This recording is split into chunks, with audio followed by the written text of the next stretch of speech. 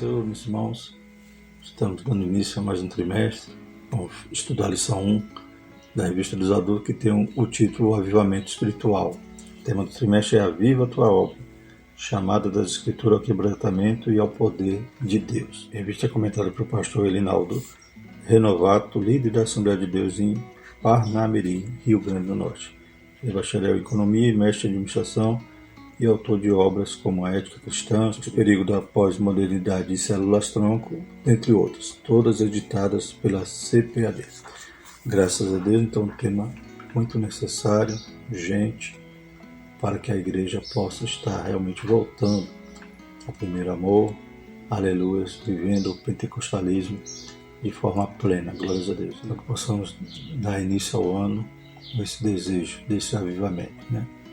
Sabendo também que precisamos reconhecer que carecemos, não estarmos de forma nenhuma contente ou conformado com até onde estamos espiritualmente, até onde chegamos.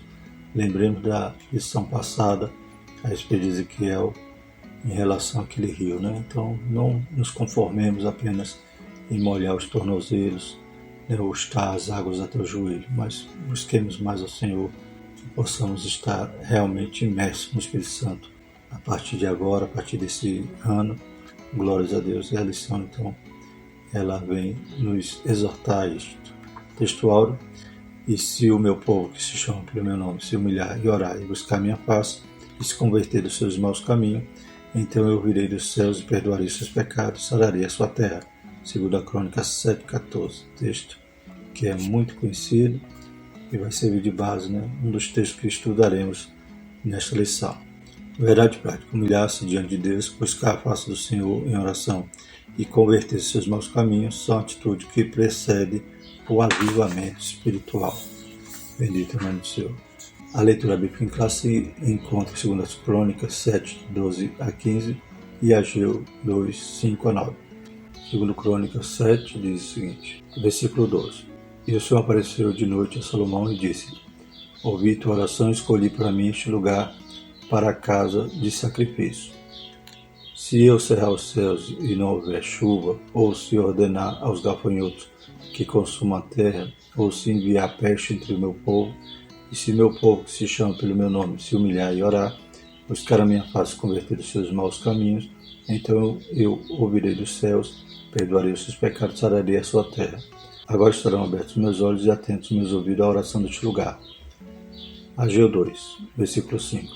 Segundo a palavra que concertei convosco, quando saíste do Egito, e o meu Espírito habitava no meio de vós, não temais.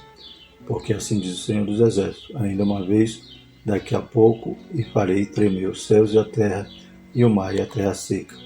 E farei tremer todas as nações, e virá o desejado de todas as nações, e encherei esta casa de glória, diz o Senhor dos Exércitos.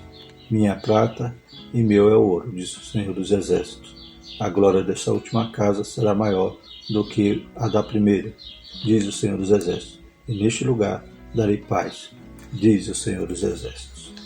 Glórias a Deus.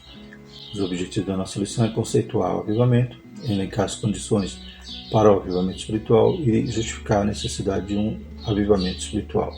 Glórias a Deus. Então vamos iniciar introduzindo o tema avivamento, o que é, né? Vamos ver algumas condições para alcançá-lo, um caminho para alcançá-lo.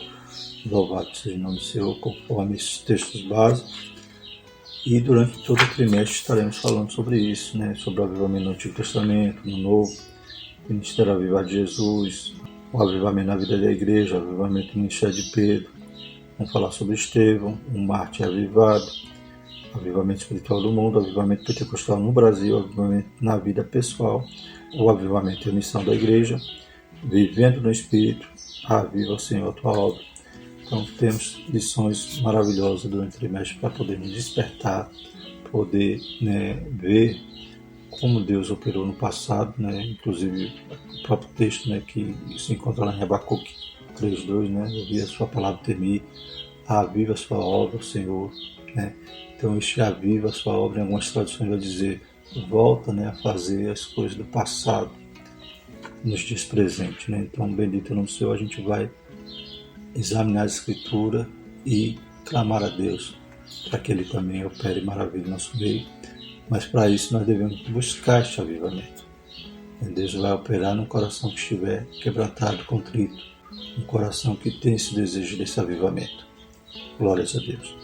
A introdução vai dizer que veremos quanto o avivamento é indispensável para o crescimento, o desenvolvimento e o cumprimento da missão integral da igreja no mundo.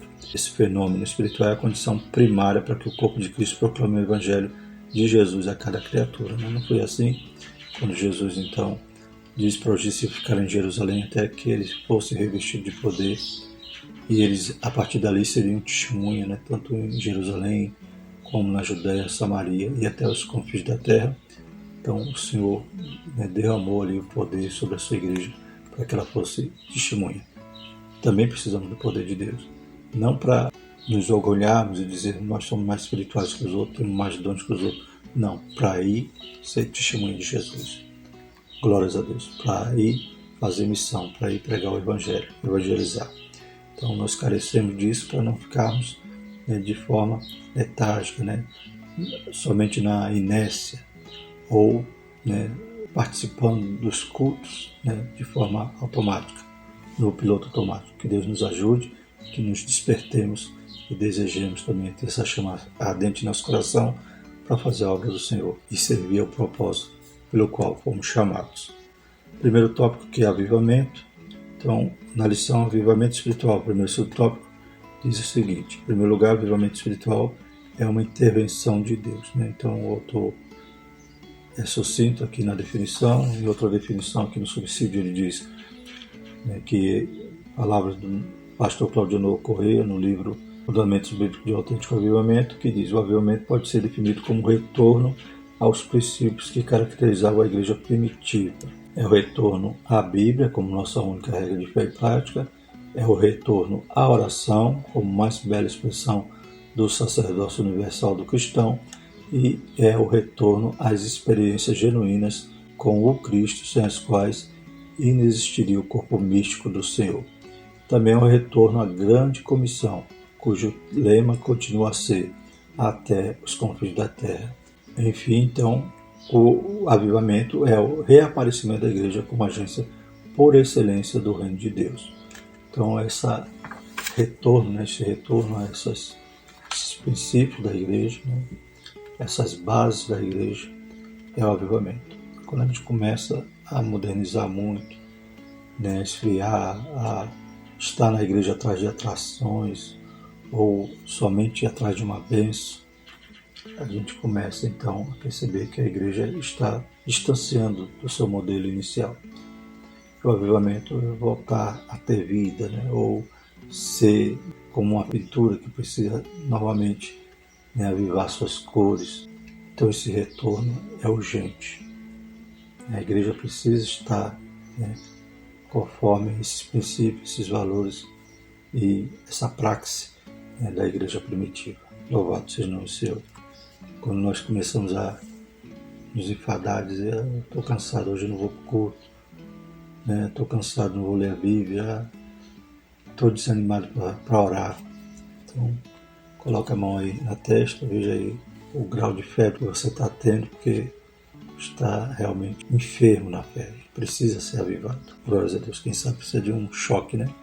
Precisa lá do desfibrilador para poder voltar o coração a bater. Também na lição diz: só tem início quando o Espírito encontra espaço no coração de uma pessoa, de um grupo, de uma cidade ou de uma nação, né? Então, nós precisamos buscar querer, né, trilhar aqui caminhos que a gente vai aprender nessa lição. E, né, Deus pode avivar individualmente, começando em nós, pode avivar a igreja, pode avivar até a nação. E às vezes Deus vai utilizar até de recursos, como veremos na lição, como uma crise, para que até uma nação, um povo possa se arrepender, se humilhar, se converter e voltar a buscar a face do Senhor. E mais ainda quando uma igreja volta-se para Deus buscando de maneira humilde para que Jesus possa transformar a realidade espiritual. Então a igreja tem que também querer esse desejo, né, coletivo de que Deus volte a praticar as coisas do passado, aleluia, nos nossos dias presentes. Dessa forma, as circunstâncias de nossa vida externa também são transformadas pelo poder divino. Segundo subtópico, a pré-condição para o avivamento. A Bíblia nos mostra que uma situação de crise espiritual ou moral pode ser pré-condição para o avivamento.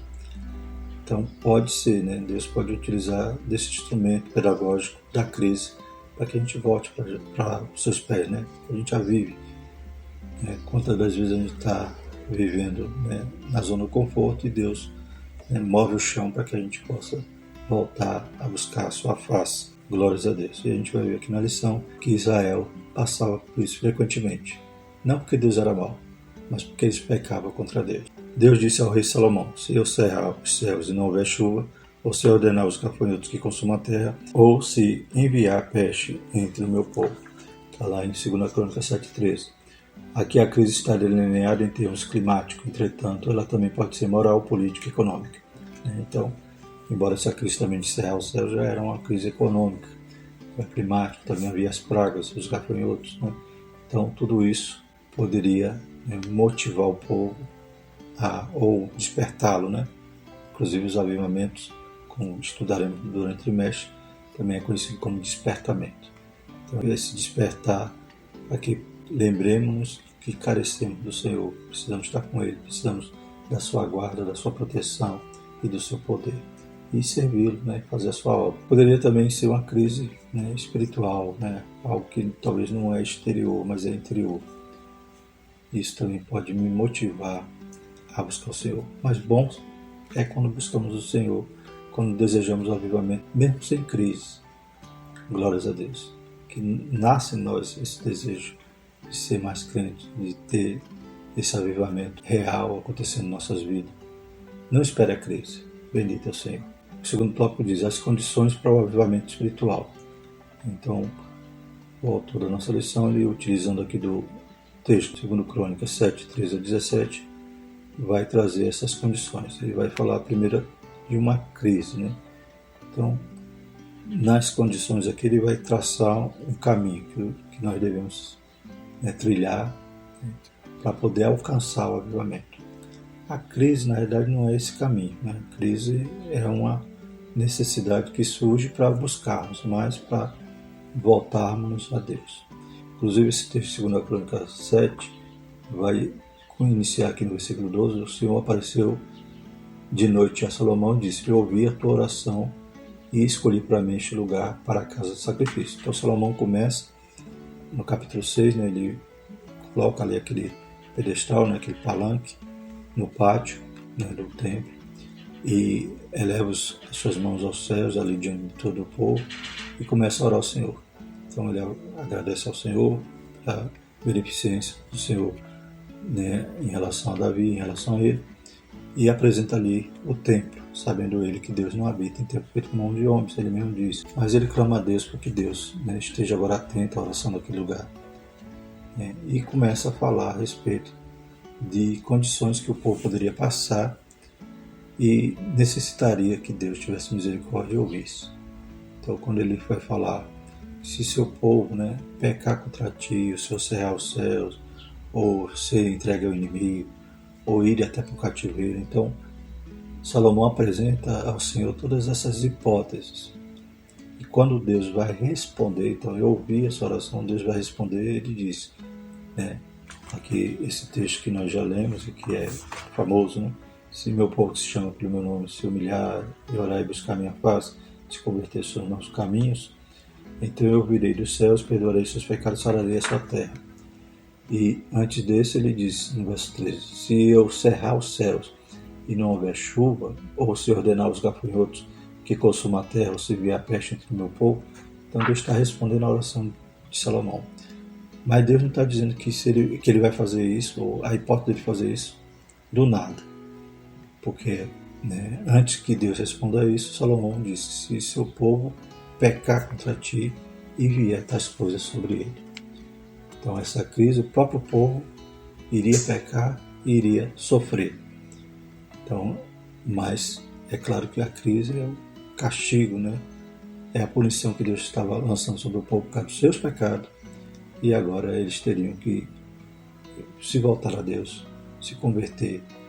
Então esse avivamento se dá, né, nesse sentido de que naquele momento de pecado ou de crise, eles teriam que, aleluia, se humilhar, se converter, deixar seus maus caminhos, buscar o Senhor. Então, esse avivamento se daria nesse momento. E aproveitando esse texto, a gente então pode extrair daqui alguns passos que o homem tem que dar para poder buscar o avivamento. Então, o segundo subtópico fala sobre humilhação. O primeiro fala sobre a crise, né? E o segundo vai falar sobre a humilhação. Então, podemos dizer que os passos começam aqui a partir do segundo subtópico. Humilhação. No lugar de se revoltar diante das crises espirituais e materiais que clamam por soluções efetivas, a humilhação diante de Deus é a primeira condição para o avivamento espiritual acontecer. Se meu povo se chama pelo meu nome, se humilhar. Né? Então, essa humilhação é você reconhecer que você é o pecador. Muitas das vezes, como diz lá em Lamentações, de que se queixa o homem, queixa-se de seu próprio pecado. Então, você reconhecer que você é falho, que você precisa, ou quem sabe se não há nenhuma crise ou nenhum castigo, você reconhecer que precisa mais de Deus, que necessita, que você não está contente, não está estacionado na sua condição espiritual, você quer alcançar mais, você quer buscar mais ao Senhor. Então você se humilha e clama ao Senhor. Orar e buscar a paz do Senhor. Então aqui na lição a gente vê que sem oração não há avivamento. Sem a disposição dos crentes para a busca da paz do Senhor, o avivamento tarda e não chega. Então, não somente orar para pedir as coisas, mas buscar a presença, é sentir alegria, ter sede de Deus, buscar a sua face. Glórias a Deus. Então, o avivamento também vai gerar esse desejo, né? Deus está sempre na presença do Senhor. Então, eu tenho que pedir, Senhor, eu quero a tua presença, como Davi, né? Com medo ali de perder o Espírito e a presença. Ele disse, não me lance fora da tua presença, não retire de mim o teu Espírito. Então busquemos a face do Senhor. E o quarto, conversão sincera dos pecados. Se o meu povo se converter dos seus maus caminhos, então se converter não somente dos pecados, ou seja, não apenas ter um remorso, mas dos maus caminhos, de onde está pisando, tirar o pé dali. Então se converter é mudar a direção, é fazer o retorno. Então eles têm que se converter de verdade, não simplesmente ter remorso, tristeza, dizer a Deus me perdoe e continuar fazendo a mesma coisa. Não pode haver avivamento sem confissão de pecados, sem que deixemos os nossos maus caminhos e nos lancemos à misericórdia de Deus. Eis uma advertência tão séria. Está lá em Salmo 66, 18. Se eu atender à iniquidade do meu coração, o Senhor não me ouvirá. Glórias a Deus. Então, no tópico 5 diz que um caminho preparado. Então é esse o caminho. Me humilhar. Quer avivamento? Então trilhe esse caminho. Se humilhe, ore, busque a face do Senhor, busque a sua palavra, a sua presença. Tenha desejo de estar no culto. Glórias a Deus. E se converta de forma sincera dos seus pecados e abandone o seu mau caminho. Terceiro tópico, a necessidade do avivamento espiritual. A situação espiritual de Judá. Por causa da desobediência de Judá, profetas alertavam a respeito da futura destruição da nação, mas o povo não ouviu a divina advertência. Amós 2:5, 3:6, Isaías 6:11. Então, essa condição que Salomão já estava prevendo, até de parar no cativeiro. Mesmo assim, no cativeiro, ainda ele disse, se o povo orar, virando aqui a sua face aqui para o lado de onde estava o templo, de onde, para Salomão, o templo duraria sempre, mas orar para essa banda, isso ouça. E Daniel, 3 vezes por dia, abria sua janela e orava em direção a Jerusalém, onde era Jerusalém, onde era o templo. Mas Deus ouviu e também avivou ali o povo, pois o povo se converte, sara da idolatria e Deus tira eles do cativeiro. Mas antes disso, primeiro a destruição do templo e morte. A destruição do templo e morte. Por ignorar a voz do Senhor, o povo foi levado em cativeiro para a Babilônia e o templo foi destruído. Além disso, um terço dele morreu de fome, de peste, e ao passo que outro terço morreu da espada. Então só ficou um terço que foi levado ao cativeiro, ficou ali na terra, aqueles mais pobres. Então isso foi consequência do quê? Do pecado, que não se converteram, não se humilharam, não deixaram o seu mau caminho, não buscaram a face do Senhor. Pelo contrário, se enveredaram para a idolatria, para a injustiça e até profanaram o próprio templo, como estudamos na lição passada em Ezequiel. E agora a gente vai falar então botar aqui essa segunda parte do texto bíblico, que é Ageu, né? Que vai falar da reconstrução do templo, o chamado para reconstruir o templo. A vida espiritual do povo pós-exílio não era boa, pois ele não sentia falta de lugar da reunião para adorar o Senhor.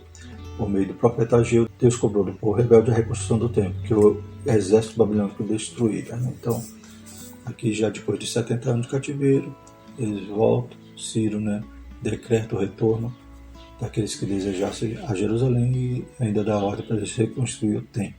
Porém, quando chegam, né, em Jerusalém, está tudo destruído, eles lançam ali a base do altar, onde era o altar anterior, né, sacrificam ao Senhor, se alegram. E 2 anos depois que eles voltam, eles lançam o alicerce, fazem uma grande festa. Mas aí vem o opositor, vem aqueles inimigos, aquelas nações que estavam ali, né, samaritanos, por exemplo, e manda parar a obra, e manda carta para o rei e consegue então uma ordem para parar, para interditar aquela obra. Ao invés deles buscar o Deus, como diz aqui em Ageu, né?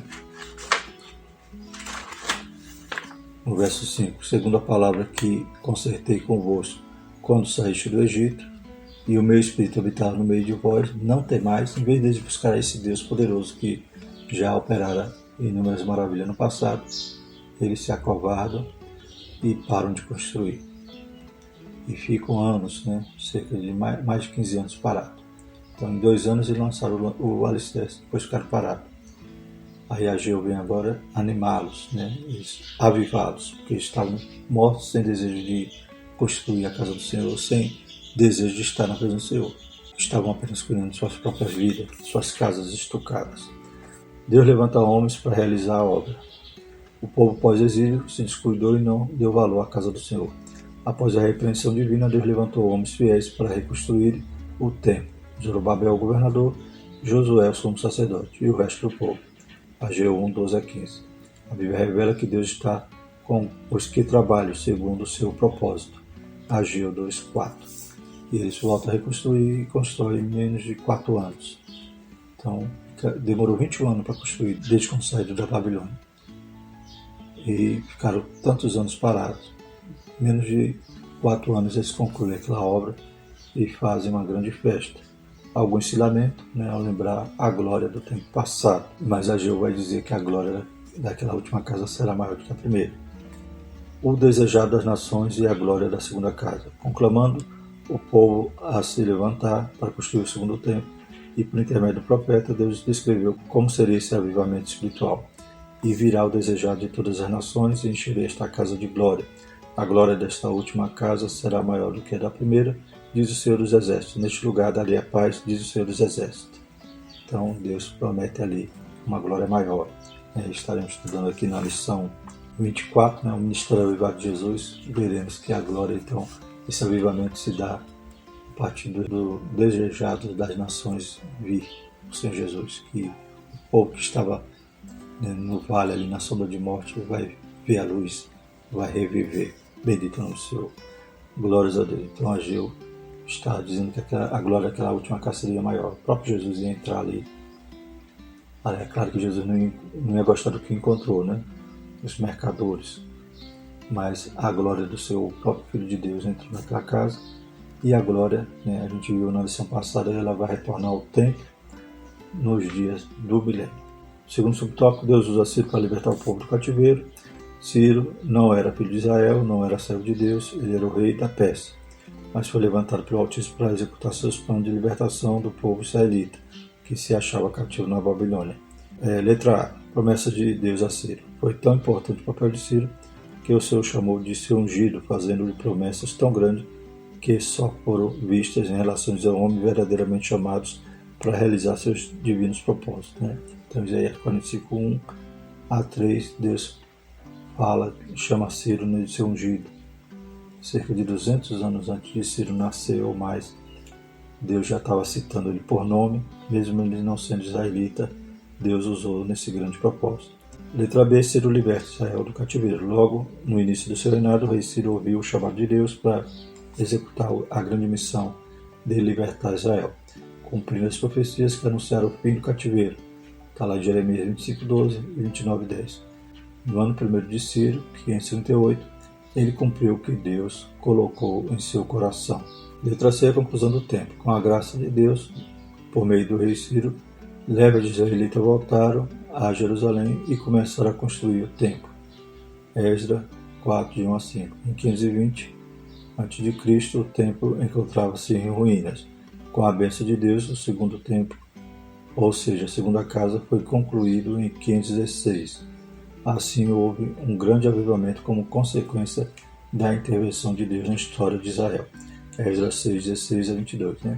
Então, de 538, quando Ciro decreta o retorno, até 516, cerca de 22 anos demorou para o povo construir o templo, porque eles ficaram lá na sua letargia, ficaram ali desanimados, ficaram preocupados com a oposição, com os opositores, em vez de lembrar que o Deus que eles serviam era o Senhor dos Exércitos e que Deus já tinha dado vitórias muito maiores durante toda a história. Terceiro subtópico, a necessidade de um avivamento espiritual. A inércia de muitas igrejas só pode ser abalada por meio de um verdadeiro avivamento espiritual.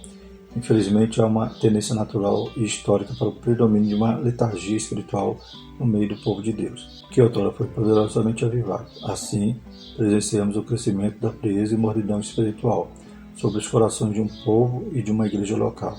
Há lugares em que décadas atrás o percentual de cristãos de igrejas era elevado. Nos últimos anos esse percentual vem caindo.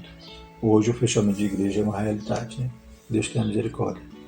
Que nós não trilhemos o caminho ali que a Europa está trilhando em relação ao cristianismo ou aos Estados Unidos, mas que nós urgentemente busquemos o avivamento. Será que você vai precisar de uma crise?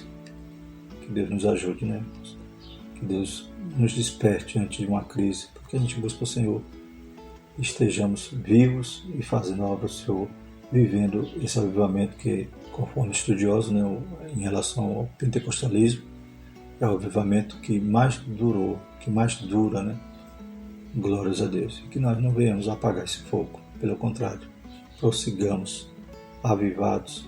E o tema desse trimestre é perfeito para nossas necessidades atuais. Concluindo, quando o povo de Deus se encontrar em situação de frieza espiritual, a vontade divina é a de sempre reacender a chama que está se apagando. Se for preciso, ele usará uma crise para isso. Usará circunstâncias diversas para levar o seu povo ao deserto, a fim de falar ao seu coração. Oséias 2,14. A sua exigência, porém, é que o seu povo se humilhe, busque a sua paz e se converta dos seus maus caminhos. Então, o avivamento espiritual não tardará. Então, o primeiro passo é reconhecer que precisamos do avivamento. Não achemos que estejamos no nível satisfatório espiritualmente. Pelo contrário.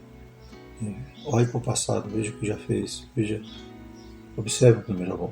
Voltemos ao primeiro amor urgentemente, ó Igreja no Brasil, em nome de Jesus. Amém? Oremos. Senhor nosso Deus, te louvamos, te agradecemos por essa primeira lição. Pai, nos desperta. Ó Deus, que 2023 seja o ano do avivamento. Em nome de Jesus nós te pedimos a tua graça, teu poder, tua misericórdia sobre todos nós. Amém, Senhor.